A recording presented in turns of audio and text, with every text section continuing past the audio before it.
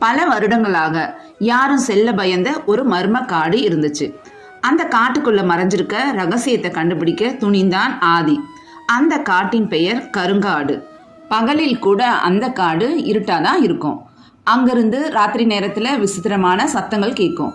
சிலர் சொல்லுவாங்க அங்க ஒரு பழைய ராஜாவோட ஆவி இருக்கான். சிலர் சொல்லுவாங்க காட்டுக்குள்ள மறைக்கப்பட்ட நிறைய கோயில் இருக்கான். ஆனா உண்மை என்னன்னு யாருக்கும் தெரியாது. அந்த கிராமத்துல தான் ஆதி வாழ்ந்தான். அவன் ரொம்ப துணிச்சலானவன். மற்றவங்க பயப்படுற விஷயங்களை தெரிஞ்சுக்கொள்ள அவனுக்கு எப்பவுமே ஆர்வம் அதிகம். ஆதி அந்த காட்டோட மர்மம் முடிச்ச அவுக்க முடிவு பண்ணான். அவன் அந்த ஊர்ல உள்ள வயதானவங்க எல்லார்கிட்டையும் போய் அந்த காட்டை பத்தி கேட்டான். யாரும் சரியா அவனுக்கு பதில் சொல்லல. அவன் பல நாளா இதை பத்தி கேட்டுக்கிட்டே இருந்தான்.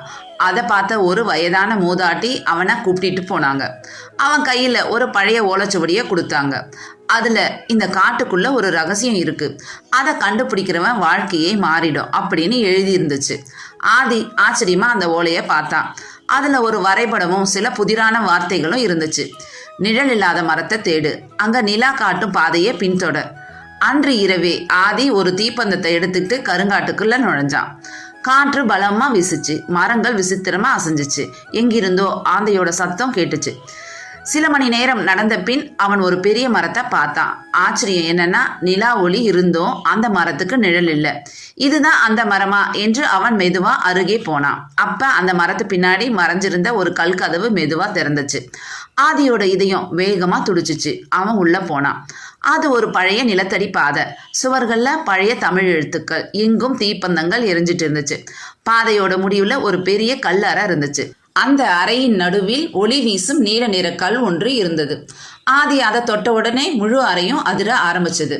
அப்போ ஒரு குரல் கேட்டுச்சு. பேராசக்கார இந்த கல்லை எடுக்க முடியாது.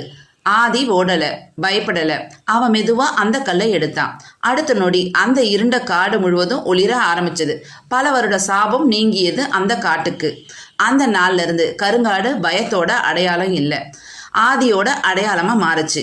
பயம் இருக்கும் இடத்தில் தான் பல நேரங்கள்ல வாழ்க்கையை மாற்றும் ரகசியங்கள் மறைஞ்சிருக்கும். நம்ம வாழ்க்கையிலும் பல மர்ம காடுகள் இருக்கும்.